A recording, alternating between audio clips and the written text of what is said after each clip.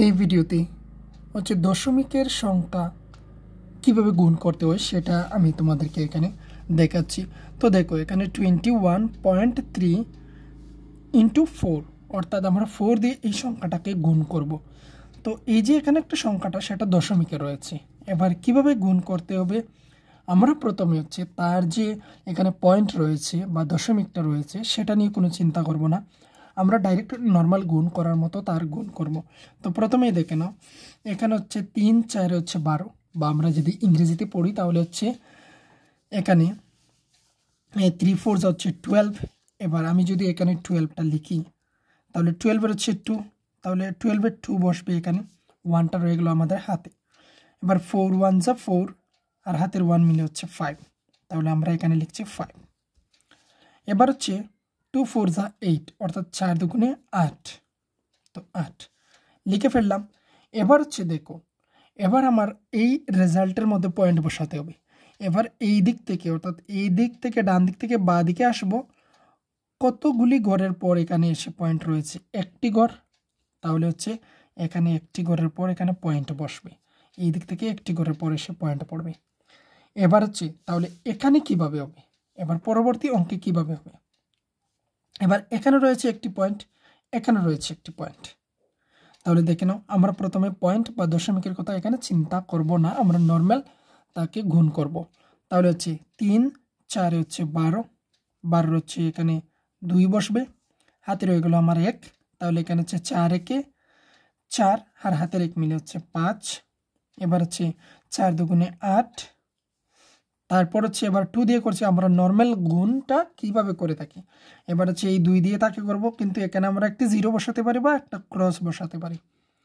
এবার দেখে না, এদিকে 3 দুগুণে 6, এদিকে 2 1 2, আর 2 দুগুণে 4। এবার আমরা এই জায়গাটাকে প্লাস করে থাকি, তো আমরা নর্মাল প্লাস করব 2, আর এখানে 5 আর 6 মিলে 11, 11 হাতে 11 1, হাতে রয়েছে 1, এদিকে 8, 8 আর 2 মিলে 10, আর হাতের 1 মিলে 11, 11 1, এইদিকে আবার হাতের 1 রয়েছে, এই 4 আর হাতের 1 মিলে 5, তাহলে 5 1 1 2 হলো। এবার কোথাও পয়েন্টটা আনসারের মধ্যে কোথায় বসাবো, এখানে কোথাও বসাতে হবে না, এখানে কোথাও বসানোর প্রয়োজন নেই। তো এখানে দেখে নাও, একটি ঘরের পর পয়েন্ট, এই দিক থেকে এসছে একটি ঘরের পর এসে পয়েন্ট, তাহলে আমাদের টোটাল হলো, আমরা ডান দিক থেকে যখন আসছি টোটাল আমাদের 2 ঘরের পর পয়েন্ট। তাহলে আনসার শিটের মধ্যে বা আনসারের মধ্যে আমরা এই দিক থেকে আসবো, অর্থাৎ ডান দিক থেকে বাঁ দিকে আসবো, এসে আমরা 2 ঘর পর পয়েন্ট বসিয়ে দেব। এটা হয়ে গেল কমপ্লিট। তোমরা দশমিক কীভাবে বসাতে হয় গুণে সেটা দেখেছ। এবার অপর একটি রয়েছে, এবার এই দিক থেকে 2 ঘর পর, এই দিক থেকে 1 ঘর পর পয়েন্ট রয়েছে, আমরা আনসারের মধ্যে কত বসাবো।